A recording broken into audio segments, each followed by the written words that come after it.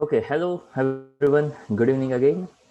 Chapter 8 gravitation है। वहाँ पे लास्ट टाइम हमने देखा था g changes with height with depth, उसके कुछ फॉर्मूला थे और वहाँ पे हमने एक छोटा सा पॉइंट सीखा था that is called as a binomial theorem which is applicable for the height formula. वहाँ पे देखा जाए तो फॉर्मूला था g h is equal to g one minus two h by R, और डेप्थ का जो फॉर्मूला था वो भी काफ़ी सिमिलर था, g at depth d is equal to g into one minus d by are.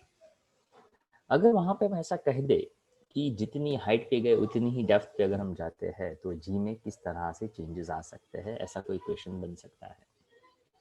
अब यहाँ पे कुछ कुछ एक दो छोटे छोटे पॉइंट ऐसे भी हो सकते हैं कि अगर हम उसको, वैसे वो टेक्स्ट बुक में नहीं दिया हुआ है बट काफ़ी बार मैं उसको डिस्कस करता हूँ कि अगर हम उसको ऑल्टीट्यूड, तो हमने ऑल्टीट्यूड यानी हाइट वो हमने लिया हुआ है, but if you remember latitude and longitude, okay, तो अगर आपने ग्लोब देखा हो तो वहाँ पे हॉरिजॉन्टल लाइन वर्टिकल लाइन देखा हो, तो लैटिट्यूड और लॉन्गिट्यूड का भी आपको पता चल सकता है कि कितने एंगल पे हमने उसको लिया हुआ है, और उस एंगल के हिसाब से भी जी का वैल्यू है वो चेंज होता रहता है।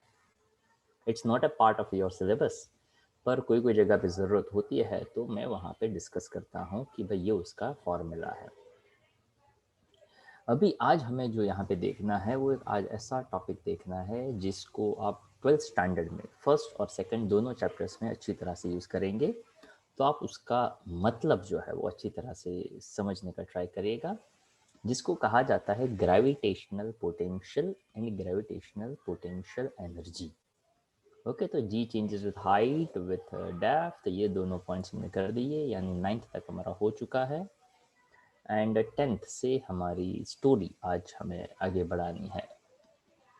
ओके, सबसे पहले ये इसका मतलब क्या होता है। जैसे आप लोग 9th में थे, 10th में थे, क्या कभी किसी के साथ ऐसा कोई किस्सा हुआ है कि मम्मी या पापा ने आपको कहा हो कि भाई ये आपके लिए टारगेट है, आप ये अचीव करोगे तो आपको ये चीज़ मैं दूंगा। ऐसा कभी किसी को कोई टारगेट दिया हो, या तो कभी कोई चीज़ देने का वादा किया हो और बाद में वो आपने अचीव किया हो और वो आपको मिला हो, ऐसा कोई किस्सा है किसी के साथ?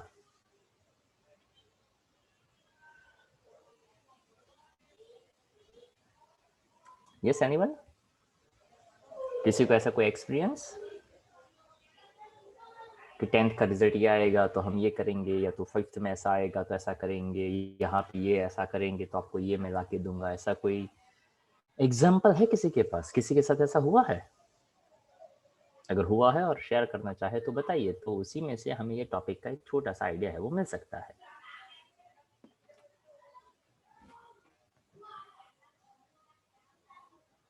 ओके, शायद या तो होगा नहीं, या तो आपको नहीं लग रहा है कि ये यहाँ पे सूटेबल है। बट एक छोटी सी सिंपल सी बात अगर हम यहाँ पे देखें, तो जब भी कोई छोटा बच्चा होता है, जब वो, वैसे आप भी उसी में से शायद एक हो सकते हो, कि जब आप बहुत छोटे हो और जब आप स्कूल नहीं जाना चाहते हो, तो हो सकता है कि आपको मम्मी ऐसा कहती हो।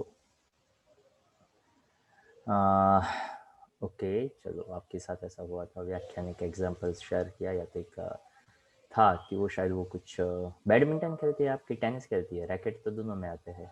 Badminton sir.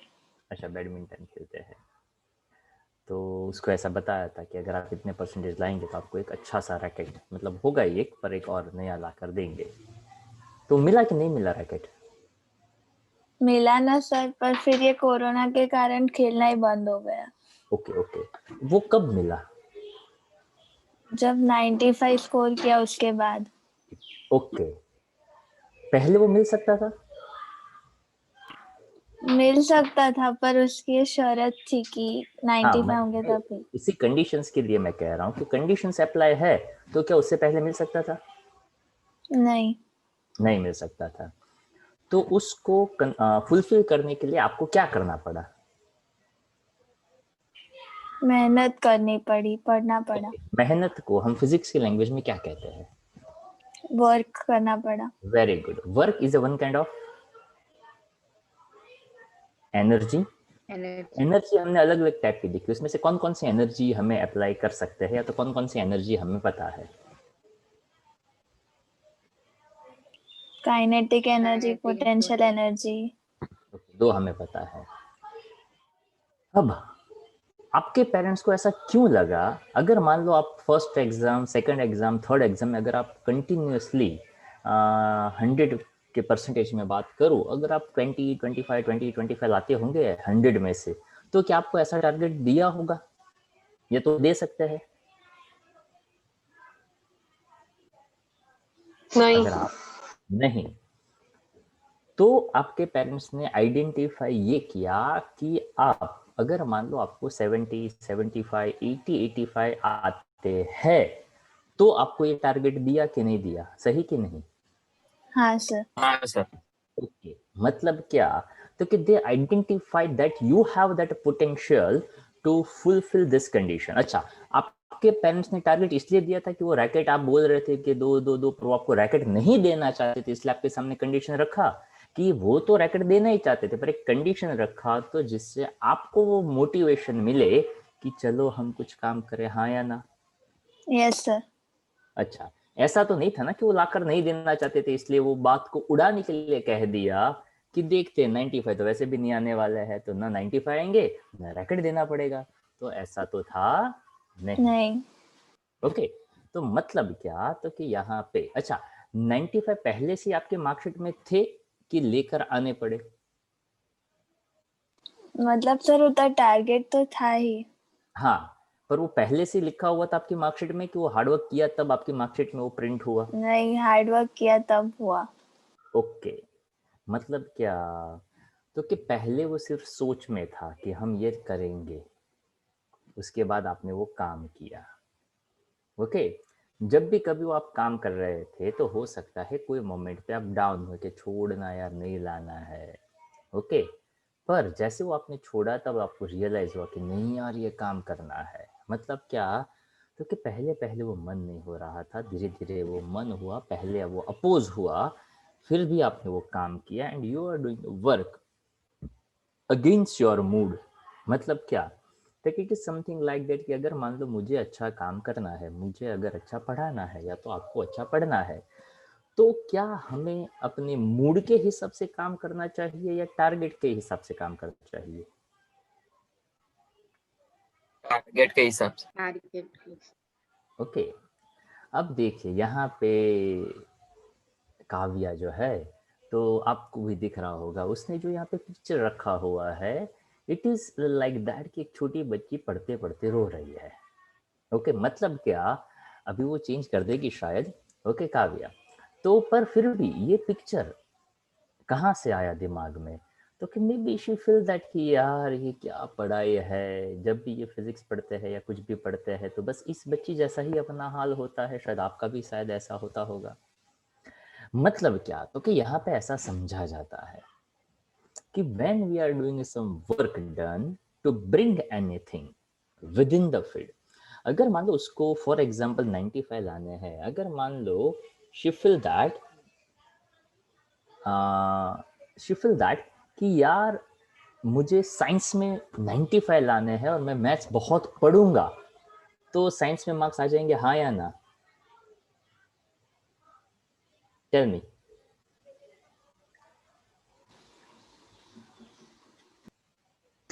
नहीं। नहीं, तो क्या पढ़ना पड़ेगा? तो कि जिसमें मार्क्स लाने हैं वही पढ़ना पड़ेगा, right? Yes sir. Yes sir. तो उसका मतलब ये है कि अगर मैं कोई ऑब्जेक्ट को ग्रेविटेशन फील्ड के अंदर लाना चाहता हूँ, तो मुझे उसके ऊपर ग्रेविटेशनल फोर्स लगाना पड़ेगा, जिसका बाय नेचर है attractive force. It is something like that, जैसे ये बच्ची रो रही है पर उसको ये पता है कि यार पढ़ना तो पड़ेगा, जैसे आप लोगों के साथ भी ऐसा ही होता है। काफी बार ऐसा होता है कि यार मूड नहीं है, पढ़ने का मन नहीं है, फिर भी हमें ऐसा लगता है कि नहीं पढ़ना पड़ेगा। सम थिंक दैट कि यार मूड जैसा कुछ नहीं होता यार, पढ़ना तो पढ़ना ही होता है।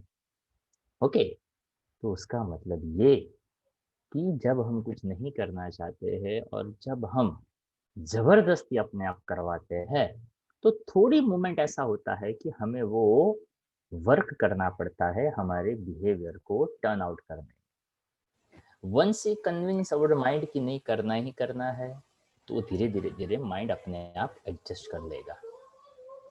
अब उसी चीज को आपको यहाँ पे कनेक्ट करना है कि ग्रेविटेशनल फील्ड या तो ग्रेविटेशनल पोटेंशियल होता क्या है। तो कि कोई भी ऑब्जेक्ट ग्रेविटेशन के अंदर नहीं रहना चाहता है, हम उसको ग्रेविटेशनल फील्ड के अंदर लेकर आते हैं। अब लेकर आते हैं उसका मतलब क्या, तो कि वो जनरली आना नहीं चाहता था, हम लेकर आए। जैसे कि जब आप बहुत छोटे थे, जब आप स्कूल पहली बार जा रहे थे, तो कोई कोई बच्चा ऐसा होता है जिसको मज़ा आता है नई जगह पे जाने का। और इसलिए अगर आपने देखा हो ना, तो वो जो छोटे बच्चे होते हैं ना, वो नर्सरी वाले, किंडरगार्टन वाले, वहाँ पे उसकी वॉल, उसके क्लासरूम कलरफुल होते हैं।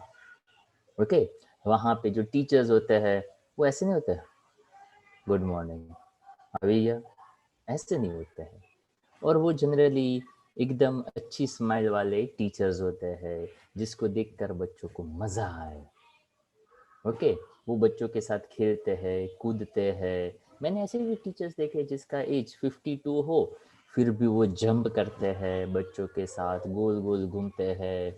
ओके, तो बच्चों को मज़ा आता है। अब यही चीज़ यहाँ पे आपको अप्लाई करनी है कि मान लो कोई बच्चा है जिसको यहाँ पे जाना अच्छा नहीं लग रहा है, मम्मी कहती है कि बेटा तू आज स्कूल जाकर वापस आएगा तो चॉकलेट मिलेगा। अब चॉकलेट है, वो बच्चों को अच्छा लग रहा है, तो मम्मी ने कहा चॉकलेट मिलेगा, बट कंडीशंस अप्लाई। चॉकलेट कब मिलेगा? स्कूल जाने के बाद। हाँ, पूरा स्टेटमेंट बोलिए ताकि उसके अंदर उसका मीनिंग छुपा हुआ है। स्कूल के हाँ, वापस देखो, आएंगे तब। हाँ, अब देखो, यहाँ पे टोटल 3 स्टेटमेंट हमने सुने, पर पहले से दूसरा और दूसरे से तीसरा स्टेटमेंट थोड़ा अलग होने लगा। अगर आप परफेक्ट एक स्टेटमेंट पकड़ पाओगे तो आपको इसका कॉन्सेप्ट है वो पता चल जाएगा। बच्चे को चॉकलेट यानी एनर्जी मिलेगा कि नहीं मिलेगा, तो क्या मिलेगा, पर कब मिलेगा? वर्क करेगा तब। जब आप वर्क कौन सा करोगे। वर्क? स्कूल जाके वापस आने का। हाँ, तो उसके लिए सबसे पहले उसको करना क्या पड़ेगा? स्कूल जाना पड़ेगा। हाँ, उसके बाद चॉकलेट के लिए उसको कहाँ आना पड़ेगा? वापस घर पे। तो चॉकलेट स्कूल खत्म हो गई तब मिलेगा? वापस आने के बाद मिलेगा। वापस आने के बाद घर पे आने। हाँ, और अगर आपने कभी ऐसा महसूस किया है, अगर आपके साथ ऐसा हुआ है, जब हम घर जैसे स्कूल खत्म होते हैं ना, तो पहले हम आधा रोना छोड़ देते हैं जब सुबह सुबह चॉकलेट वाला किस्सा आता है ना हमारे सामने, and we just try to convince कि पहले चॉकलेट दो तो हम स्कूल जाएंगे। तो वो तो डेफिनेटली पॉसिबल नहीं होगा। स्कूल चले गए, स्कूल खत्म हो गया, मम्मी लेने आई है, तो चॉकलेट मिलेगा तो कि नहीं मिलेगा। अगर आप बीच में रोने लगे तो चॉकलेट गया हाथ से। एक तो स्कूल भी आना पड़ा और चॉकलेट भी गया हाथ से, ताकि बीच में रोने लगे। मम्मी ने कहा है चॉकलेट मिलेगा, पर कब मिलेगा, तो घर जाकर मिलेगा। आप जैसे लिफ्ट में जा रहे हो, लिफ्ट में रोने लगे तो चॉकलेट मिलेगा, तो कि नहीं मिलेगा। कब मिलेगा, तो कि घर जाकर मिलेगा। अब आप मान लो आप घर भी पहुंच गए। ओके, जैसे घर पहुंच गए और मम्मी ने अपने मम्मी से कहा मम्मी चॉकलेट, तो मम्मी कहेगी बेटा बरोबर है, पर स्कूल यूनिफॉर्म पहले चेंज करना पड़ेगा। आपने फटाफट चेंज कर लिया। मम्मी चॉकलेट, अरे बेटा हाथ मुंह तो धोने पड़ेंगे ना। ठीक है चलो वो भी कर लेते हैं, अब इतना किया है तो इतना करने में क्या जाता है। तो आपने हाथ मुंह धो लिए, यूनिफॉर्म चेंज कर लिया, तब आप फिर से कहा मम्मी चॉकलेट। पर मम्मी ने कहा बेटा अभी तो खाना खाने का टाइम है, अभी चॉकलेट खाएगा तो खाना कब खाएगा, पहले खाना खा ले उसके बाद चॉकलेट मिलेगा। अगर मम्मी ने ऐसा कहा तो बच्चा रो देगा कि यार ये तो नाइंसाफी है। एक तो आप हमसे इतना काम करवाते हैं, बोलते भी है, आप जो बोलो वो हम करते भी है, और जब हमारा टाइम आता है तब आप ऐसा करते भी नहीं हो। तो अगर जेन्युइन केस में अगर आप इसको समझो, तो एक वो स्कूल नहीं जाना चाहता था, मतलब उसने वर्क किया अगेंस्ट फोर्स, अगेंस्ट ग्रेविटी। यहाँ पे आपको ऐसा समझना है, मूड नहीं था, वो जाना नहीं चाहता था, फिर भी उसको जाना पड़ा। दूसरा, एनर्जी तब मिलेगा जब वो जाकर वापस आएगा। तीसरा, एग्जैक्टली वहीं पे मिलेगा जहां पे डिसाइड किया हुआ है कि आपको यहां पे आएंगे तब जाकर चॉकलेट मिलेगा।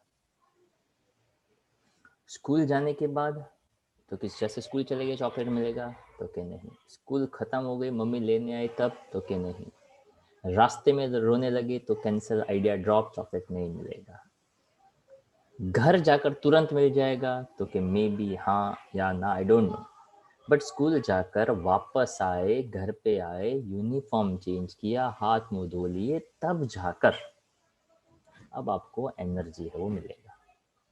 इसका परफेक्ट मतलब आपको यहाँ पे ऐसा करना है कि अगर मान लो हम यहाँ पे इसी कॉन्सेप्ट को थोड़े एक और एग्जाम्पल से समझना चाहे तो यहाँ पे ऐसा है कि इंक्लाइंड प्लेन पे एक स्फीयर रखा हुआ है और स्फीयर नीचे आने वाला है, फिर भी मैंने यहाँ पे 2 मजदूरों को रखा है जो इसको यहाँ पे पुश करेंगे। ओके, यहाँ पे एक दूसरा, इसके बाजू में दूसरा भी है। तो यहाँ पे ये मजदूर हमने इसलिए रखा हुआ है ताकि हमारा टारगेट ये है कि वो जो स्फीयर है वो एग्जैक्टली यहाँ पे ही आके रुकना चाहिए। अगर मान लो ये मजदूर मैं यहाँ पे नहीं रखता तो ये स्फीयर एग्जैक्टली यहाँ पे आके रुकता कि नहीं रुकता? नहीं रुकता। नहीं रुक, वो आगे चला जाता। ठीक है, so our condition is that कि हम चाहते हैं कि वो स्फीयर एग्जैक्टली यहाँ पे आके रुके, इसलिए इस मजदूर को किस डायरेक्शन में फोर्स लगाना था? अगर मजदूर नहीं होता तो भी स्फीयर कहाँ आता? नीचे आता। हम लाना भी किधर चाहते हैं? नीचे। But our requirement is that I want that sphere exactly at this point, इसलिए मुझे मजदूर को रखना पड़ेगा। मजदूर को पुश करना पड़ेगा कि इसको पुल करना पड़ेगा? पुश करना पड़ेगा। पुश करना पड़ेगा, मतलब उसको फोर्स देना पड़ेगा और हम उसको पैसे देंगे किस बात के? कि पत्थर नीचे आ रहा है उस बात के, तो के एक तरीके से हाँ एक तरीके से ना, वो तो धक्का दे रहा है ना, पुश कर रहा है। बट ही विश कि वो स्फीयर धीरे धीरे नीचे आए जिसमें उसका वेलोसिटी चेंज ना हो। If there is no change in velocity it means there kinetic energy remains same. If kinetic energy remains same we know that W is equals to delta K as per work energy theorem. अगर kinetic energy same रहा तो उसके ऊपर work done क्या हुआ? अगर kinetic energy same रहा 0।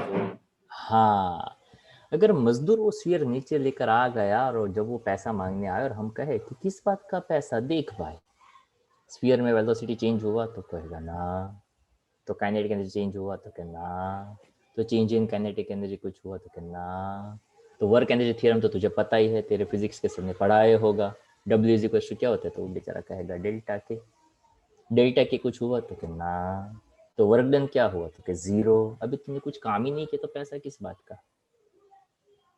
क्या कहते हो, सही कि नहीं? वर्क डन हुआ कि नहीं हुआ? नहीं हुआ। अब मजदूर की बारी, वो कहेगा कि क्या मैंने फोर्स लगाया, तो हम कहेंगे क्या, हाँ या ना? हाँ। ओके, अब वो कहेगा पहले स्फीयर कहाँ था, ऊपर। अब कहाँ आया, नीचे। नीचे। तो क्या डिस्प्लेसमेंट हुआ, हाँ या ना? हाँ। फोर्स इनटू डिस्प्लेसमेंट क्या होता है, वो भी आपके फिजिक्स सिस्टम ने पढ़ाया होगा, क्या होता है फोर्स इनटू डिस्प्लेसमेंट, क्या होता है? तो क्या मैंने वर्क किया, हाँ या ना? हाँ। तो अब बताओ वर्क हुआ कि वर्क नहीं हुआ? हुआ। हुआ। और चेंज हुआ। काइनेटिक एनर्जी हुआ कि नहीं हुआ? नहीं हुआ। नहीं हुआ। हाँ, तो ये जो चीज है जो मजेदार है वही हमारा बेसिक कॉन्सेप्ट है जिसको हम कहते हैं ग्रेविटेशनल पोटेंशियल एनर्जी का कॉन्सेप्ट। अब ये जो सब कुछ मैंने आपको समझाया, ये जो कहानियां मैंने समझाई, उन सभी चीज़ों को दिमाग में रखने का, और जब भी यहाँ पे ज़रूरत पड़े उसको खुद को ट्राई करने का कि यार यहाँ पे ये एग्जाम्पल शायद सेट हो रहा है, Here that person is just trying to exert the force against the field, and we just try to not to change its kinetic energy. And when we just trying to put that force with not change the kinetic energy, मतलब हम यहाँ पे चाहते हैं कि displacement हो पर थोड़ा थोड़ा सा हो. Okay, it is also something like that कि हम रोज बढ़ रहे हैं पर पता नहीं चलता कि कौन से दिन हम बड़े हो रहे हैं. तो उसका मतलब ये कि हम बढ़ नहीं रहे हैं, हाँ या ना? हम बढ़ रहे हैं कि नहीं बढ़ रहे? बढ़ रहे हम बढ़ रहे हैं, पर क्या हमें पता चला कौन से दिन हम बड़े हुए? No sir. No sir. No, we can't say that. Okay, वो हमें नहीं पता चला कि अरे कौन सा दिन हुआ. तो ऐसा क्यों हुआ? तो रोज थोड़े थोड़े बढ़ रहे. एग्जैक्टली, वो रोज थोड़े थोड़े चेंज हो रहे, मतलब वहां पे डिस्प्लेसमेंट हुआ, पर वो डिस्प्लेसमेंट इतना माइन्यूट हम धीरे धीरे धीरे धीरे धीरे धीरे कर रहे थे जिससे हमें वो पता नहीं चला और उसका सिग्निफिकेंस हमें यहाँ पे देखने को नहीं मिला. इसलिए वर्क डन हुआ भी, डिस्प्लेसमेंट हुआ भी, वर्क डन अगेंस्ट फोर्स किया भी, फिर भी वेलोसिटी हमने सेम रखने का ट्राई किया. स्फीयर अपने आप नीचे ही आ रहा था, फिर भी हमने ट्राई किया कि वहाँ पे काइनेटिक एनर्जी ना बढ़े, ताकि देखो अगर वेलोसिटी बढ़ता तो इसमें मास है कि नहीं है स्फीयर में? है. तो मास इनटू वेलोसिटी क्या होता है? मास इनटू वेलोसिटी क्या होता है? मोमेंटम. मोमेंटम. मतलब अगर वेलोसिटी बढ़ जाता तो ये मजदूर है वो है नहीं था हो जाता. क्यों? तो क्या स्फीयर कितना बड़ा होता, अगर उसका वेलोसिटी बढ़ जाता तो मोमेंटम बढ़ जाता, और मोमेंटम बढ़ जाता तो बहुत डिफिकल्ट हो जाता. इसलिए वहाँ पे मजदूर हमने इसीलिए रखे थे ताकि उसकी वेलोसिटी को हम कंट्रोल्ड मैनर में नीचे लेकर आए, और वो कंट्रोल्ड मैनर में आएगा तो ही तो स्फीयर एग्जैक्टली इधर पहुंचेगा. Okay, that is our main requirement कि यार वो यहीं पे आना चाहिए. मतलब हमें, और यहाँ पे कंडीशंस अप्लाई थी कि पैसा मिलेगा बट कंडीशंस अप्लाई, चॉकलेट मिलेगा बट कंडीशंस अप्लाई, रैकेट मिलेगा but conditions apply. It's something like that कि कहा था कि रैकेट मिलेगा, पर वो 95 आ भी गए, पर अब पेरेंट्स ऐसा कहते कि यार वो 30 बार 95 है, देखते 11th में आते हैं तो सोचेंगे. मान लो उसने कहा ठीक है चलो 11th में ट्राई किया, 11th में भी आ गए, फिर भी नहीं दिया. अभी 11th में तो कोई भी लेकर आ सकता है, 12th में लेकर आओ तो कुछ सोचे. तो 12th में भी आ गए, फिर भी कहा 12th में आए ना तो ठीक है, अच्छी जगह पे एडमिशन मिलता है तो देखते हैं. तो बाद में क्या कहेंगे, नहीं चाहिए भाई रैकेट, चलेगा अब. क्यों? तो क्या कंडीशंस थी कि जब वो टारगेट कंप्लीट हो तो एनर्जी मिलना चाहिए. ओके, एक केस में वो एनर्जी रैकेट के फॉर्म में था, यहाँ पे एनर्जी वो पैसों के फॉर्म में था. यहाँ पे एनर्जी एक एनर्जी के फॉर्म में है, that is called as a potential energy.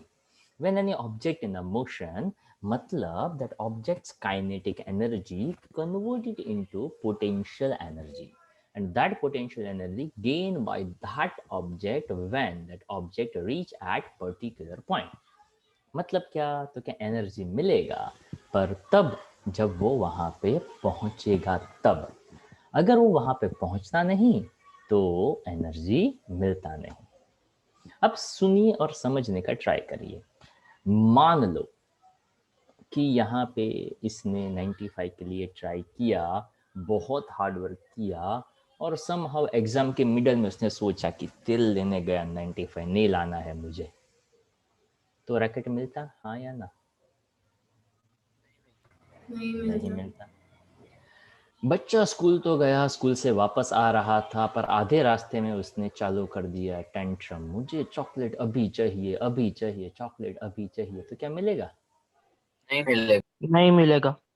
मतलब उसका हार्ड वर्क वेस्ट गया ना, स्कूल जाने का, स्कूल वापस आने का.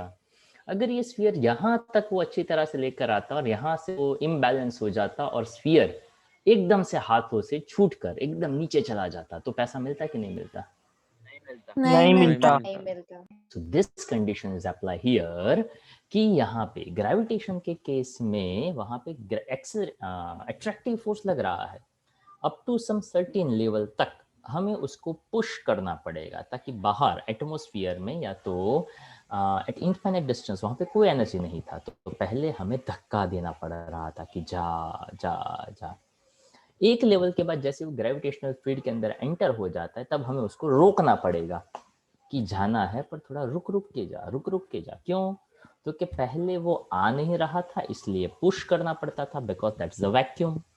When it enter into the gravitational field, अब वो एकदम से खींचा आ रहा है because of a gravitational pull, तो अब हमें उसको रोकना पड़ेगा। तो दोनों केस में हमें वर्क करना पड़ेगा अगेंस्ट ग्रेविटी, और उस वर्क को करते करते करते अगर हमको एक स्पेसिफिक पॉइंट पे पहुंचेंगे तब जाकर हमें एक एनर्जी मिलेगा, और उस एनर्जी को कहा जाता है gravitational potential energy.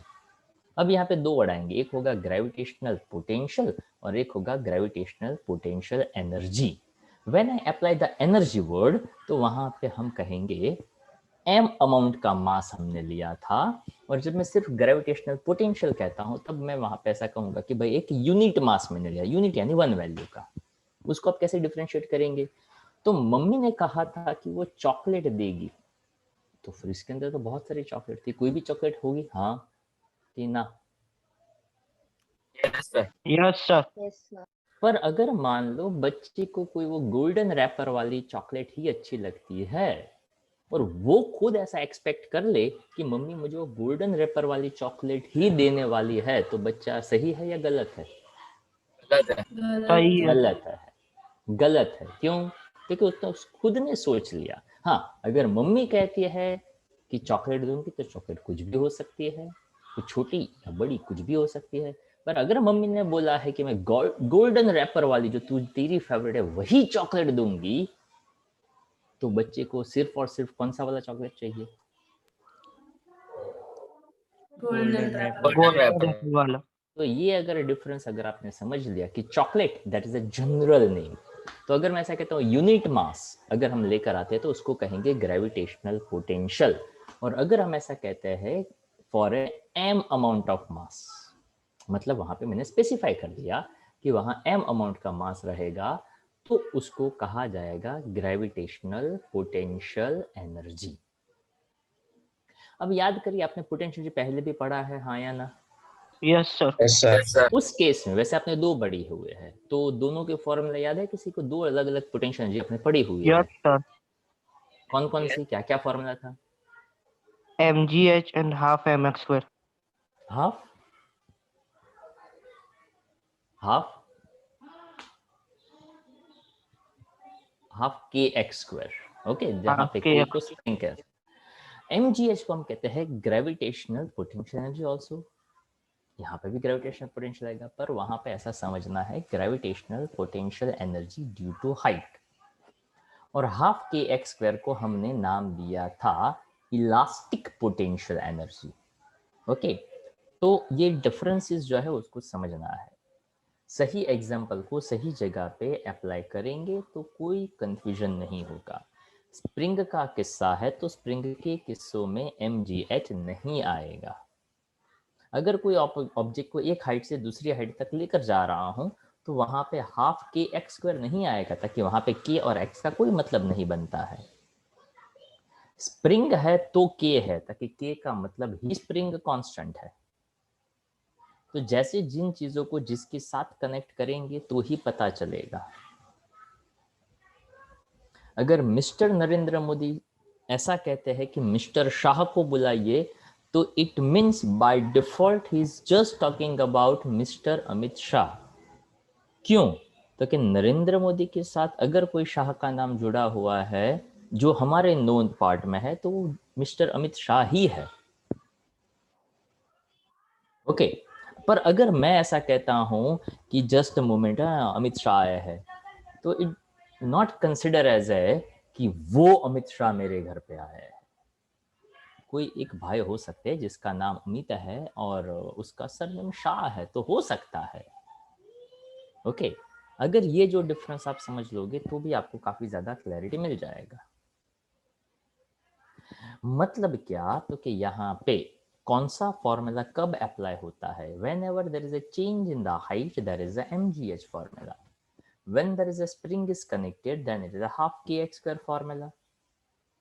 when we bring a unit mass from one place to the another place, that is a potential energy, that is a gravitational potential, जिसको हम यहाँ पे अभी फॉर्मूला के हिसाब से डिफाइन करेंगे. तो अब ये जितनी कहानियां मैंने बताई, ओके, कब एनर्जी मिलेगा, ये सब बताया, ये अगर आपके दिमाग में रखेंगे तो आपको यहाँ पे और ज़्यादा पता चलेगा. अब यहाँ पे कुछ कुछ किस्से और आएंगे, जिसमें पहला एक आएगा फील्ड, उसके बाद एक आएगा फील्ड इंटेंसिटी. वैसे मैं बता दूँ, फील्ड और फील्ड इंटेंसिटी का मतलब एक ही होता है. उसके बाद आता है ये पोटेंशियल, और उसके बाद आएगा पोटेंशियल एनर्जी. ओके, तो देखिए, show that the gravitational field intensity at point is equal to the free acceleration of a test mass placed at that point. यहाँ पे टेस्ट मास का मतलब क्या? तो कि test mass you can say it's like a chocolate. Chocolate बोला है, कोई नाम बोला नहीं है, मतलब I can say that just a unit mass. Okay, हो सकता है फ्रिज में अलग अलग टाइप की काफ़ी सारी चॉकलेट्स हो सकता है सिंपल 1 रुपए की चॉकलेट से लेकर 150 वाली डेयरी मिल्क सिल्क भी हो सकती है. मतलब क्या? तो कि अलग अलग चॉकलेट्स हमारे पास हो सकती है, इसमें से ये कोई भी एक है. तो हमें नहीं पता है कि वो कौन सा चॉकलेट है, पर chocolate is just consider as a just a name. Okay, तो यहाँ पे ऐसा बताया गया कि हमें ऐसा प्रूव करना है. तो यहाँ पे उसके लिए एक छोटा सा एग्जांपल ले लिया कि it is just like a free acceleration. तो देखो, force is equal to mass into acceleration. अगर एक्सेलरेशन चाहिए तो फोर्स अपॉन मास ले लो, तो ये एक्सेलरेशन बन जाएगा. अब इन चीज़ों को मैं यहाँ पे कनेक्ट कर रहा हूँ, ध्यान से सुनिए और समझने का ट्राई करिए कि कैसे ये यहाँ पे काम करेगा. सी, सबसे पहले यहाँ पे एक m मास का बॉडी है, यहाँ पे एक स्मॉल m मास जो है उसको मैं लेकर आता हूँ, जो यहाँ पे r डिस्टेंस पे है. तो सबसे पहले हम कहेंगे इन दोनों के बीच में एक फोर्स लगेगा. That force is a gravitational force, G M M by R square. Okay, तो यहाँ पे ये फोर्स इन दोनों मासेस के लिए लग रहा है. फ्रॉम दिस वन, अभी जैसे बताया था कि एक्सेलरेशन का बेसिक फॉर्मूला क्या था, तो एक्सेलरेशन का मतलब था फोर्स पर यूनिट मास. तो देखो, ये मास अगर मैं डिनोमिनेटर में ले लूँ तो फोर्स अपॉन मास अल्टीमेटली कौन सी क्वांटिटी बनी? Force upon mass ultimately acceleration बना. पर यहाँ पे जो एफ था वो सिंपल एफ नहीं था, that was a gravitational force, right? तो ग्रेविटेशनल फोर्स था. तो यहाँ पे हम ऐसा कह सकते हैं कि gravitational force upon mass that gives gravitational acceleration. और याद करिए, क्या हमने ये फॉर्मूला अभी अभी जस्ट तरोताजा देखा था, G M E by R E square. तो यहाँ देखा था. तो अब मैं इसको यहाँ पे ऐसे प्रेजेंट करूँ कि फोर्स अपॉन मास को आप ई भी कह सकते हैं. यहाँ पे ई सिंबल लेने के पीछे कोई लॉजिक नहीं है. हाँ, एक लॉजिक अगर मैं कनेक्ट करूँ तो ऐसा है कि जैसे यहाँ पे ग्रेविटेशनल फील्ड वर्ड आएगा, उसी तरह से 12th स्टैंडर्ड में इलेक्ट्रिक फील्ड वर्ड भी आएगा, और वहाँ पे इलेक्ट्रिक फील्ड का सिंबल ई है. तो उसकी कंपैरिजन के लिए यहाँ पे सिर्फ कैपिटल ई ऐसा सिंबल लिया हुआ है. बाकी ग्रेविटेशनल फील्ड का सिंबल कैपिटल ई हो, उसका कोई लेना देना नहीं है. I hope you understand my point. तो यहाँ पे that's capital F be the force of gravitational experience by the test mass M. Why we say test mass? क्योंकि यहाँ पे ये जो मास मैंने डिनोमिनेटर में लिया, एक्चुअल में उसका वैल्यू 1 जितना है. यूनिट मास कह सकता हूँ मैं उसको. मतलब क्या? तो कि यहाँ पे जो फील्ड इंटेंसिटी है वहाँ पे ऐसा कहना है E is equals to F by M. अब ध्यान से सुनिएगा, अगर मैंने यहाँ पे ऐसा कहा A is equals to 10/1, what is the value of A? 10 metre पर 10. सेकंड. अगर मैं कहता हूँ A इज इक्वल्स टू 100/1, तो A का वैल्यू क्या होगा? 100. अगर मैं कहता हूँ 1000, 1000. तो क्या इसका कोई सिग्निफिकेंस है कि नहीं है? नहीं है. पर अगर मैं यहाँ पे ऐसा कहता कि यहाँ पे कोई x है तो हम ऐसा सोच के जरूर कहते हाँ यार a in the inverse relation of x, कहते कि नहीं कहते?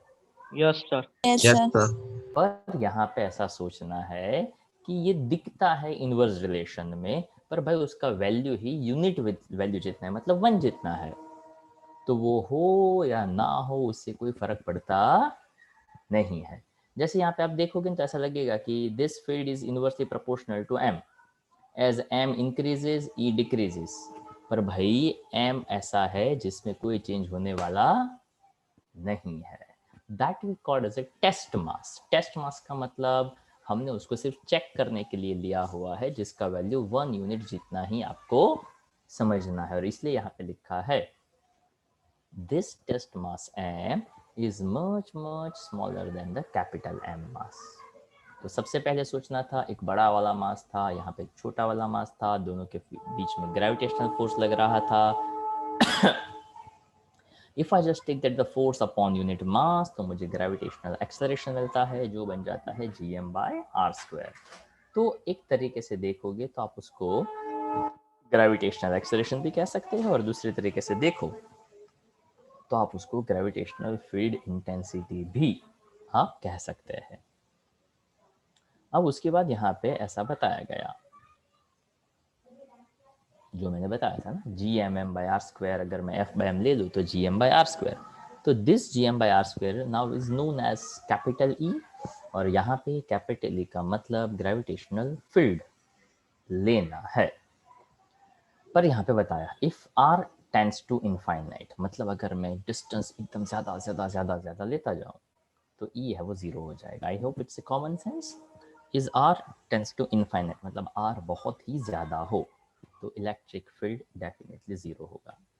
Thus the gravitational field intensity decreases as distance r increases, and that becomes 0 at infinite. So of course it's about the common sense. As r increases, जैसे जैसे denominator बढ़ता जाएगा वैसे वैसे इलेक्ट्रिक फील्ड कम होता जाएगा। If the test mass m is free to move, it will move towards the mass capital M with the acceleration under the force F. So A is equals to F by M, मतलब उसी को acceleration को आप F by M भी कह सकते हैं। तो उसमें बहुत ही सिंपल सा फंडा था जो हमें ऑलरेडी पता था, that acceleration is equals to force upon mass, तो होता ही है। This equation and this equation shows that कि actual में जो electric field है उसी को आप acceleration कह सकते हैं। The intensity of field at any point is equal to the free acceleration produced in the test mass when placed at that point। मतलब एक सेंस में जो इलेक्ट्रिक फील्ड एक सेंस में जो ग्रेविटेशनल फील्ड बन रहा है वही यहाँ पे फ्री एक्सेलरेशन भी बन सकता है। तो इसको समझने में ज़्यादा चीज़ें की रिक्वायरमेंट थी और याद रखने में बहुत कम चीज़ है। अब यहाँ पे अभी जो जो एग्जांपल्स बताए वो यहाँ पे भी अभी काम में आएंगे। तो जो जो एग्जांपल्स आपके दिमाग में अभी डाले हुए हैं उसकी अंडरस्टैंडिंग यहाँ पे अभी भी कंटिन्यू है। ओके, अच्छा एक दो छोटी छोटी बातें मैं आपको बता दूँ। This week as well as next week we have 2 lecture per week. मतलब इस वीक में हमने मंडे और वेडनेसडे लेक्चर लिया था, अब थर्सडे और सैटरडे के लेक्चर्स हम नहीं रखने वाले हैं। इस वीक में 2 लेक्चर रखने वाले थे जो मंडे और वेडनेसडे आज रखा हुआ है। So Thursday and Saturday no lecture, but Saturday आपका एक एमसीक्यू का टेस्ट होगा, वो मैं आपको बता दूंगा वो कौन सा होगा। मतलब फ्राइडे जो आपका टेस्ट है वो भी रहेगा और सैटरडे आपका एक एमसीक्यू का टेस्ट रहेगा। In next week if you want to note down तो नोट डाउन कर लीजिएगा। नेक्स्ट वीक में मंडे और वेडनेसडे लेक्चर्स नहीं होंगे, थर्सडे और सैटरडे को लेक्चर्स होंगे, पर उसमें आपका एक वेडनेसडे को भी टेस्ट होगा और वो भी एमसीक्यू का टेस्ट होगा। I repeat all things, this week as well as next week we have 2 lectures in week. This week Monday and Wednesday जो lectures चल रहा है वो दोनों हो गए। So now this week no lecture, but this Saturday you have 1 MCQ test। 1 to 7 या तो 1 to 6 चैप्टर की MCQ की टेस्ट रखेंगे।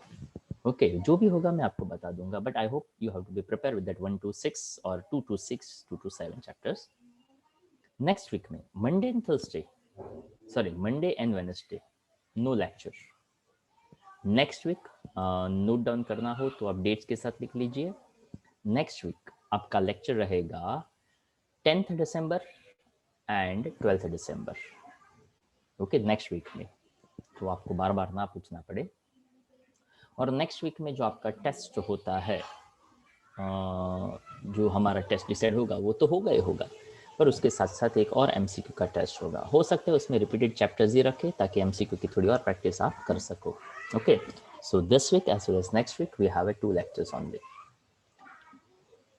जो आपको अच्छा लग रहा था, अब थोड़ा मुझे अच्छा लग रहा है वैसा।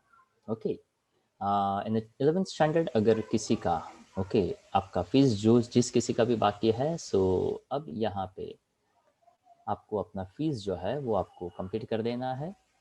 तो आप देख लीजिएगा, अगर किसी को कन्फ्यूजन हो या कोई डाउट हो कि मेरा फ़ी बाकी है या कंप्लीट हो चुका है, कोई कन्फ्यूजन है तो आप मुझे बताइएगा। हाँ, अगर आपने पे कर दिया हुआ है तो आपको ऐसा नहीं कहा जाएगा कि नहीं नहीं थोड़ा और ला ले। ओके, तो अगर किसी को कन्फ्यूजन हो तो वो पूछ सकता है। अगर किसी को क्लैरिटी हो कि हाँ यार अपना बाकी है, पेरेंट्स से बात कर लीजिएगा। और कोई डाउट हो कि कितना क्या बाकी है तो भी आप मुझसे व्हाट्सएप से कम्युनिकेट कर लीजिएगा, तो मैं आपको बता दूंगा। वी प्रेफर इफ़ यू पे बाय कैश, तो आप डायरेक्ट डिपॉजिट कर सकते हैं, या तो online is more preferable. But आपके पेरेंट्स को क्या कन्वीनियंट रहता है वो आप बात करके आप मुझे रिप्लाई कर दीजिएगा। तो आपका जो भी बाकी है तो प्लीज़ उसको as soon as possible complete करिएगा।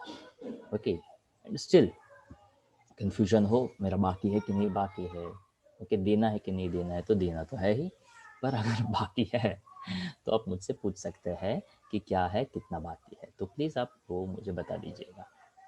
और अगर आप कब पे करने वाले हैं, अगर 2-4 दिन आगे पीछे है तो भी आप मुझे बताइएगा कि भाई ये बात हो चुके हैं, तो आप पेरेंट्स से बोल दीजिएगा कि वो मुझसे बात कर ले। अब यहाँ पे जो नेक्स्ट क्वेश्चन है, derive expression for the gravitational potential energy. अब जो कॉन्सेप्ट मैंने आपको दिया था कि initially body at infinite distance, when any body at infinite distance that energy is zero. जब हम इनफाइनाइट डिस्टेंस पे बात करते हैं तो ना तो वहाँ पे काइनेटिक एनर्जी है, ना तो वहाँ पे पोटेंशियल एनर्जी है। तो पहले हमें उसको फील्ड के अंदर लेकर आना पड़ेगा, मतलब हमें उसको थोड़ा थोड़ा थोड़ा धक्का देना पड़ेगा। So we have to do some small work that is called DW, small displacement. तो फोर्स इनटू डिस्टेंस, और डिस्टेंस वहां पे लेंगे छोटा सा, दैट्स DX। DW से अगर मुझे टोटल वर्क डन चाहिए तो क्या करना पड़ेगा? पढ़ चुके हैं हम ऐसा, इंटीग्रेशन, और क्वेश्चन आपका खत्म हो गया। अगर आपके दिमाग में सिर्फ इतना ही अंडरस्टैंडिंग है तो भी आपका काफ़ी सारा काम आसानी से हो सकता है, और वो ये है कि we have to do some work from infinite distance to the given point. हर वो छोटा छोटा छोटा वर्क डन जो है उसको हम DW कहेंगे, and from that if you want the total work done we have to take integration.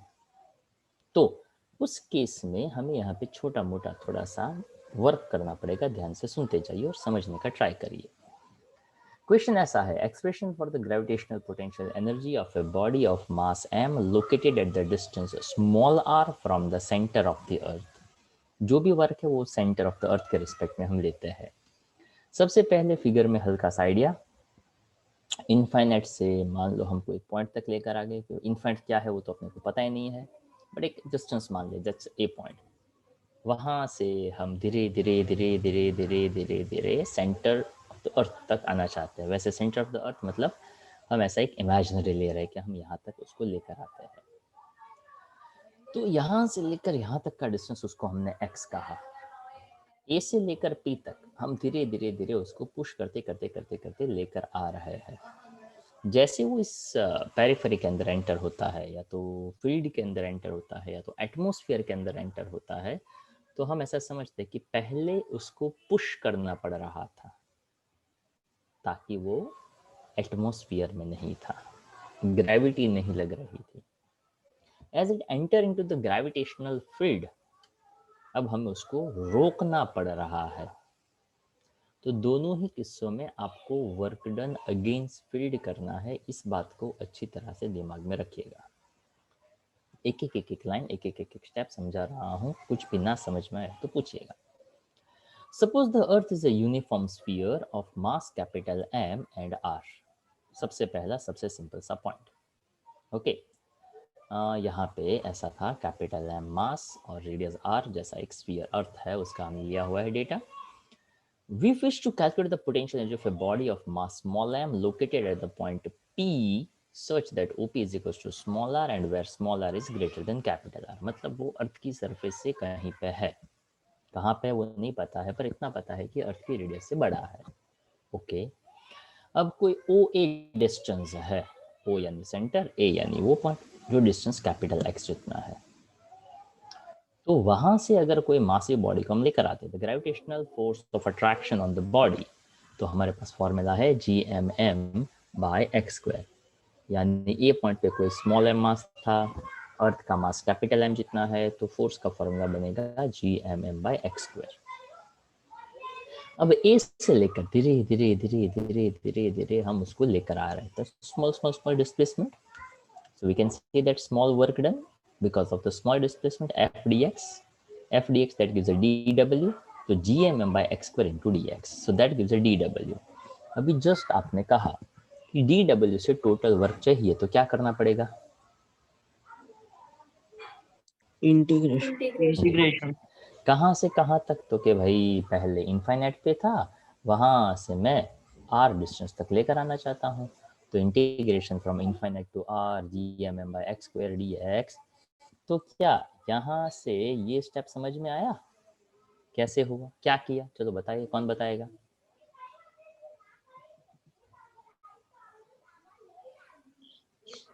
GMM constant है तो बाहर आ गया और x मतलब न्यूमरेटर में आ गया, पावर माइनस में.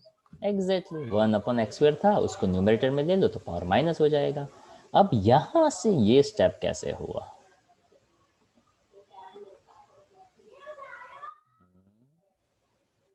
यहाँ से ये कैसे हुआ? सर उसका इंटीग्रेशन किया ना, वो x very raise good. To -2 और x वो कट हो जाएगा, x raise to -1. x raise to -2 है उसका integration, basic formula x raise to n+1 upon n+1 के हिसाब से -2+1 अपॉन -2+1. तो जिसको इंटीग्रेशन का फॉर्मूला अभी भी ना आता हो, तो इसके लिए फिर से लिख देता हूँ n+1 upon n+1. Okay, so power will be increased by 1 and the same power will again we have to write in the denominator. तो देखो x रेस टू -2+1, x -1 नीचे आ गया -1, तो उसके हिसाब से ये बना उसका इंटीग्रेशन. इसके बाद ये स्टेप में क्या किया? सर वो माइनस किया, final minus minus sign, initial. हाँ माइनस साइन पहले बाहर लिया, upper limit minus lower limit ऐसा बोलेंगे. तो upper limit minus lower limit किया, 1/∞ 0 हो गया. तो ये हमें मिला W का formula -GMM by R. Okay, अब ये जो है उसको कहते हैं work done in the gravitational potential energy U. It is something like that कि this work done now known as potential energy, और इसको हम सिंबल देंगे U. तो यही फॉर्मूला जो W के लिए आया है, उसी वैल्यू को अब हम U सिंबल से जानेंगे. समथिंग लाइक दैट कि हर एक इंसान का वर्क का पैटर्न अलग अलग होता है, but at the end of the all the work we are just concern with that कि we just try to earn something. Okay, तो हर कोई वर्क अलग अलग करता है, पर एट द एंड मोटिव ये है कि वो कोई ना कोई काम करके हम कुछ ना कुछ अचीव करें.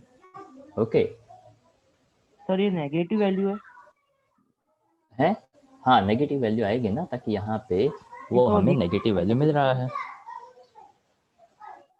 वो u की वैल्यू दिख नहीं रही नेगेटिव. बोलिए, आपकी आवाज कट रही है. सर वो u की वैल्यू पॉजिटिव है नीचे. यहाँ पे है ना गैप थोड़ा सा कम है. ओके, यहाँ पे ये जनरल होना चाहिए, ये थोड़ा सा -n के बीच में गैप थोड़ा सा कम है. देखो यहाँ पे हम ऐसा कहते हैं, ये जो वर्क डन है ना वही वर्क डन यहाँ पे लिया हुआ है, तो आप ऐसा हो तो अलग से यहाँ पे समझिएगा.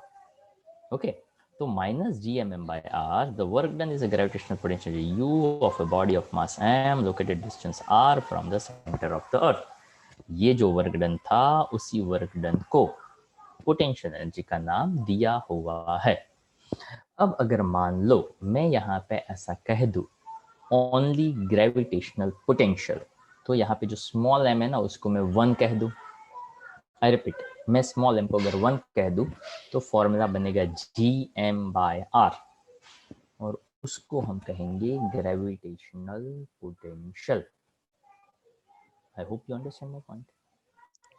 जब m मास रखा तो ग्रेविटेशनल पोटेंशियल एनर्जी बोलने का, m वैल्यू स्मॉल m की वैल्यू को अगर मैं 1 कह दूं तो उसको बोलने का ग्रेविटेशनल पोटेंशियल ओनली।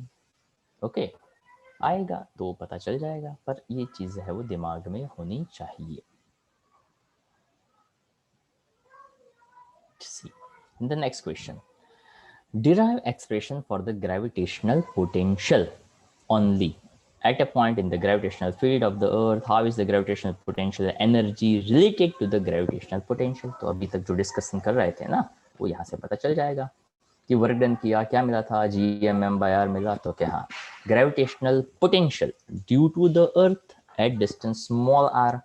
तो अब यहाँ पे स्मॉल m को हटाना है। हटाना है मतलब क्या किया, तो क्या भाई वर्क डन अपॉन वो यूनिट मास ले लो। तो देखो यहाँ पे फिर से लग रहा है कि v m के इनवर्स रिलेशन में है, पर ये चीज दिमाग में रखने की कि यहाँ पे लिखने के लिए m लिखा है पर उसका वैल्यू कितना है, 1 जितना है। फिर से बता दूं यहाँ पे v सिंबल क्यों लिया है उसका कोई लॉजिक नहीं है, पर हाँ अगर उसको मैं कनेक्ट करूँ 12th स्टैंडर्ड के साथ तो 12th स्टैंडर्ड में इसी क्वांटिटी का नाम आएगा इलेक्ट्रिक पोटेंशियल। इलेक्ट्रिक पोटेंशियल का यूनिट होता है वोल्ट, और वोल्ट का स्पेलिंग किससे स्टार्ट होता है, V। तो इलेक्ट्रिक पोटेंशियल का सिंबल V है, तो उसको कंपेयर करने के लिए यहाँ पे भी सिंबल V लिया हुआ है। जैसे इलेक्ट्रिक फील्ड का स्पेलिंग कहाँ से स्टार्ट होगा, E। तो उसको रिलेट करने के लिए ग्रेविटेशनल फील्ड का सिंबल भी क्या लिया है, E लिया है। सेम वे इस V को, तो V का मतलब बना है वर्क डन पर unit mass. I repeat, gravitational potential का मतलब करेंगे वर्क डन पर यूनिट मास। पर क्या ग्रेविटेशनल पोटेंशियल इस मास के ऊपर डिपेंड करेगा, हाँ या ना? No। No. Why? Because this mass is just a unit mass. Formula में दिखता है इनवर्स है, पर वो उसके ऊपर डिपेंड करता नहीं है। Because it is a unit mass, because it is a test mass. Okay, वो सिर्फ वर्क डन पर यूनिट मास है। तो पोटेंशियल का फॉर्मूला बन गया -gm/r। अगर मान लो on the surface of earth ले ले तो मैं यहाँ पे ऐसा कह सकता हूँ, वैसे यहाँ पे on the surface of earth हो तो मुझे यहाँ पे कैपिटल R कह देना चाहिए। तो small r equal to capital R, तो मैं चाहूँ तो यहाँ पे स्मॉल r की बजाय कैपिटल R कर सकता हूँ, because it is on the surface. तो चाहो तो आप कैपिटल R कह सकते हैं। अब वही चीज यहाँ पे जो डिवाइड किया था उसको फिर से मल्टीप्लाई करके बताया। सो relation between the potential energy and potential energy में g(m)/r आता था, जो स्मॉल m और कैपिटल M दोनों था, पर ये जो है वो है पोटेंशियल। तो gravitational potential energy is equals to potential into mass, and definitely this is a unit mass. अब एक मजेदार चीज देखो ना, क्या आपने ऐसा कोई फॉर्मूला देखा है, हाँ या ना? Yes sir। Yes, sir. ये किसको रिप्रेजेंट करता है? Force। Very good. क्या आपने अभी ऐसा कोई फॉर्मूला देखा, हाँ या ना? Yes sir। Yes. उसको हमने क्या नाम दिया? Work। U. वर्क या तो ग्रेविटेशनल पोटेंशियल एनर्जी। क्या आपने ऐसा कोई फॉर्मूला देखा, हाँ या ना? Yes sir। क्या नाम दिया? Potential। Gravitational potential. जिसका सिंबल क्या बनाया? V। क्या आपने ऐसा कोई फॉर्मूला देखा?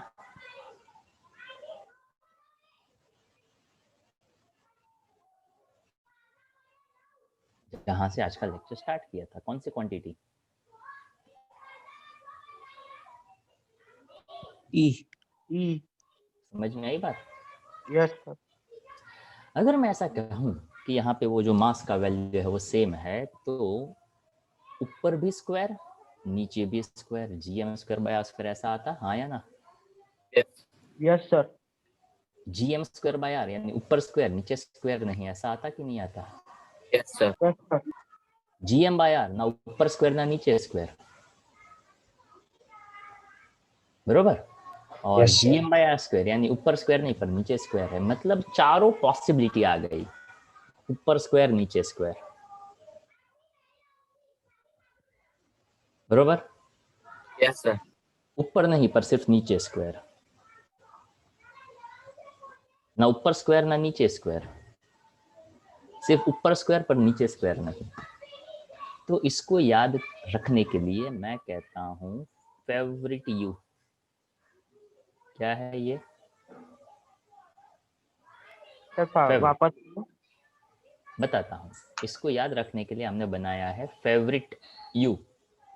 वैसे फेवरेट FEV उसको मैंने शॉर्ट में फेवरेट को लिखते हैं ना, फेवरेट का स्पेलिंग पता होगा, FEV से यस स्टार्ट यस करते हैं, तो FEV और यू, तो आप हमारे फेवरेट है। तो आप ऐसा भी कह सकते हैं यू आर फेवरेट, या तो मैंने कह दिया फेवरेट यू। क्यों ऐसा कहा? तो क्या देखो, फेवरेट का F यानी ऊपर भी स्क्वायर नीचे भी स्क्वायर, मतलब चारों पॉसिबिलिटी है। E ऊपर से स्क्वायर निकला नीचे स्क्वायर है। V अब नीचे से भी स्क्वायर निकल गया, GM बाय आर। तो ये तीन अच्छी अच्छी सीक्वेंस में है। और ये U थोड़ा टेढ़ा मेढ़ा है, ओके, जिसमें ऊपर स्क्वायर था पर नीचे स्क्वायर नहीं था।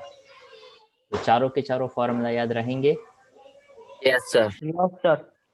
तो आप एक काम करिए, जो चार फॉर्मूला मैंने लिखे हैं ना, तो आप एक काम करिए, पहले F का फॉर्मूला, उसके बाद E का फॉर्मूला, उसके बाद V का फॉर्मूला, और लास्ट में U का फॉर्मूला लिखिए, और बाजू में ये फेवरेट U ऐसा थोड़ा हाईलाइट करके लिखिए।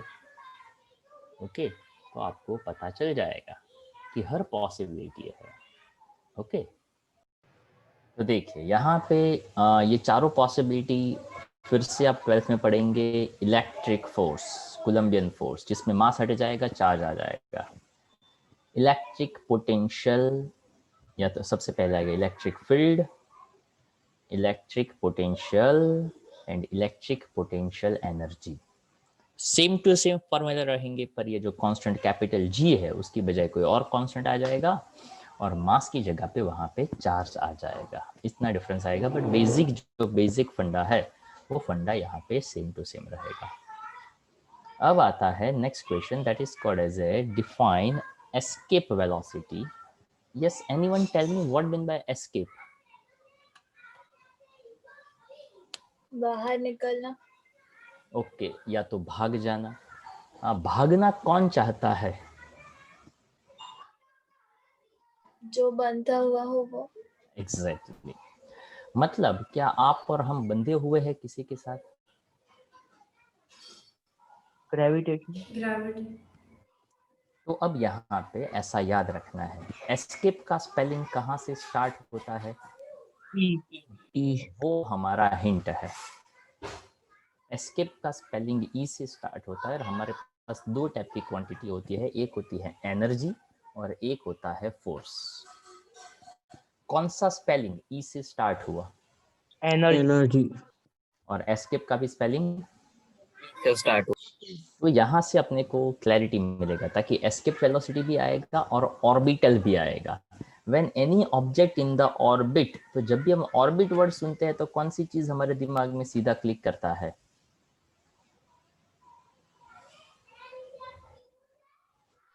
कोई भी ऑब्जेक्ट स्पेसिफिक सर्कुलर पाथ पे कब घूमेगा? ग्रेविटी होगी तब। और ग्रेविटी जरूरी नहीं है, सर्कुलर पाथ पे कब घूमेगा? अट्रैक्शन फोर्स होता। और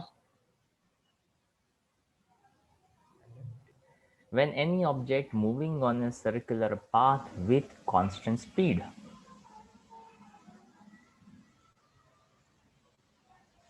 सेंट्रीपिटल फोर्स। तो 2 क्वांटिटी मैंने बताई थी, एक होगा एनर्जी और एक होगा फोर्स। जब हमारा दिमाग पढ़ेगा ऑर्बिटल, तो जब भी कोई ऑब्जेक्ट ऑर्बिट में होता है तो उसके ऊपर क्या लगता है, centripetal force.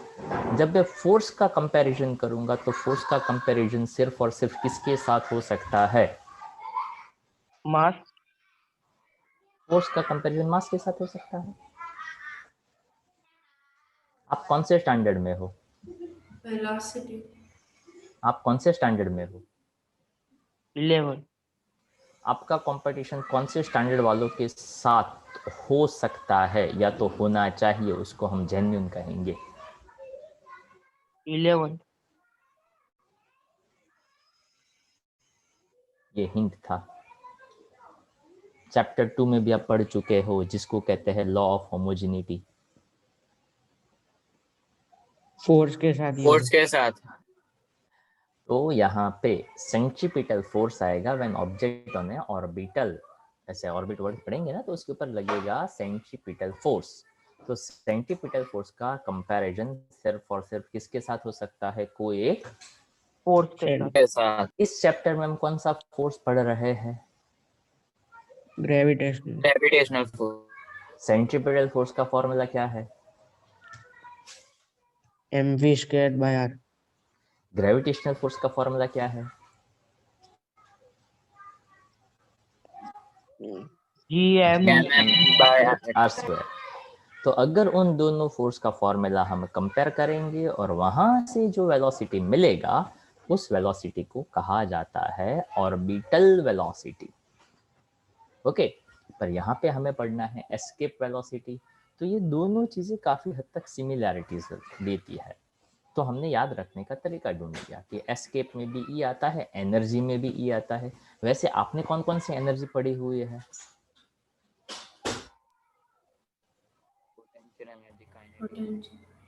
Potential energy and kinetic energy. कोई एस्केप होना चाहता है, मतलब वो क्या करना चाहता है, काइनेटिक एनर्जी में एग्जैक्टली मतलब वो भागना चाहता है। भागेगा तो कौन सा एनर्जी, काइनेटिक। उसको पकड़ के रखा हुआ है, मतलब वो स्टेशनरी है, तो उसके अंदर कौन सा एनर्जी, पोटेंशियल। पोटेंशियल कौन सा एनर्जी किस एनर्जी में कन्वर्ट होगा, potential energy to kinetic. Kinetic. तो उसमें भी काइनेटिक एनर्जी का फॉर्मूला क्या है, half mg। Half M half M V square में भी वी आया तो वो वी एस्केप वेलोसिटी बन जाएगा। सेंट्रीपिटल फोर्स mv²/r, उसमें भी v आया तो वो v ऑर्बिटल वेलोसिटी का बनेगा। तो ये जो भी मैंने अभी एक्सरसाइज करवाया, अगर जिसने सही तरीके से किया उसको परफेक्ट पता चल गया कि when we are dealing with the escape velocity, it means if we throw a ball into the air, rises to a certain height and falls back just because of gravity, कहीं पे भी हो तो हमारे ऊपर ग्रेविटेशनल पुल लगता है। If we apply the sufficient velocity, it will never come back, it will escape from the gravitational pull. तो उस मिनिमम वेलोसिटी को कहा जा सकता है एस्केप वेलोसिटी। मतलब कोई भी ऑब्जेक्ट को अगर हमें एस्केप करवाना हो तो उसके ऊपर लगता है उसका ग्रेविटेशनल पुल, और उसको हम कहते हैं ग्रेविटेशनल पोटेंशियल एनर्जी। तो देखो ये स्टेप हम पहले कर चुके थे, gm/x², ये फिगर भी पहले आ चुका था। Hello, yes sir. ये भी देखा था, उसका इंटीग्रेशन भी किया था, ये भी इंटीग्रेशन हुआ था। यहाँ पे माइनस साइन बाहर लेने की बजाय पर यहाँ पे ऐसा हमने कहा, वहाँ वो इनफाइनाइट से आर आते थे, -x² था, -1/x था। अगर ये माइनस साइन में बाहर ले रहा था, अब ध्यान से सुनिएगा इस बात को कि माइनस माइनस प्लस, -1/∞ और -1/r। तो यहाँ पे gmm/r पॉजिटिव आया। पॉजिटिव इसलिए आया ताकि वो पहले माइनस साइन था ना, वैसा बताता था कि उतनी एनर्जी के साथ वो बाउंड है, मतलब उसको हमने पकड़ के रखा है।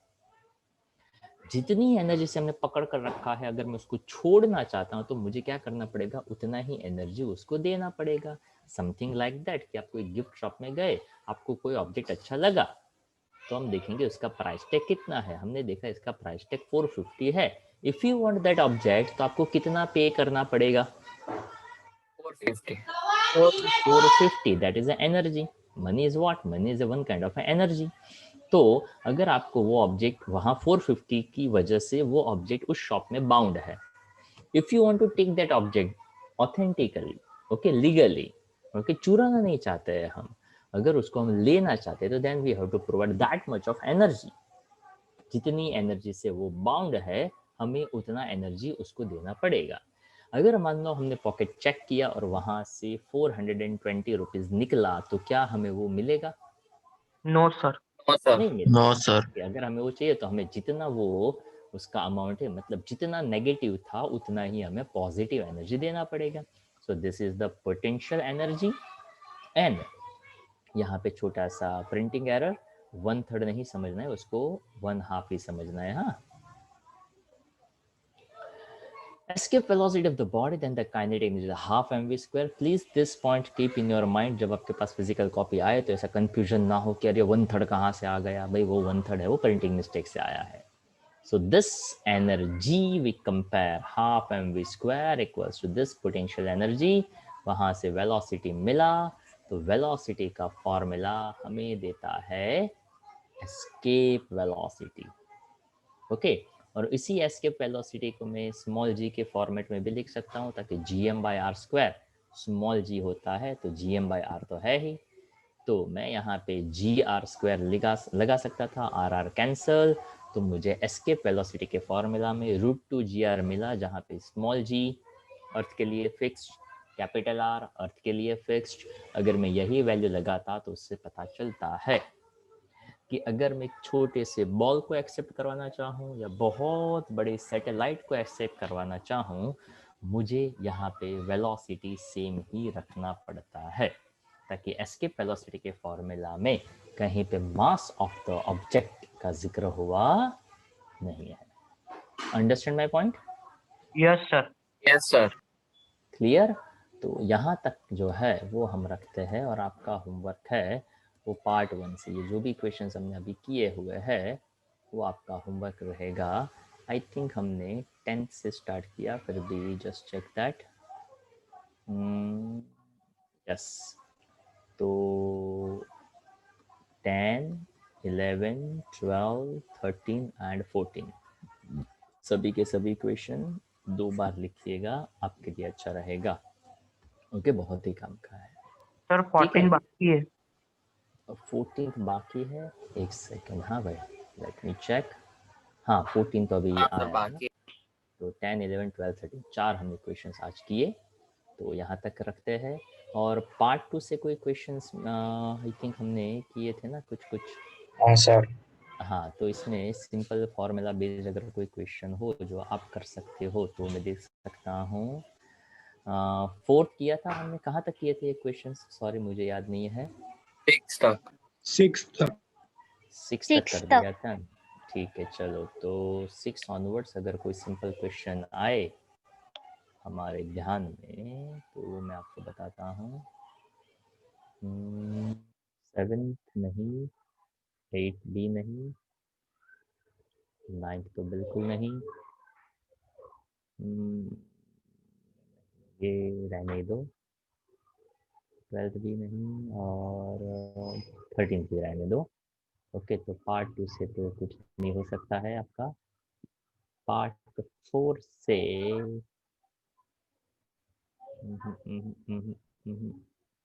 चलो मौज करिए.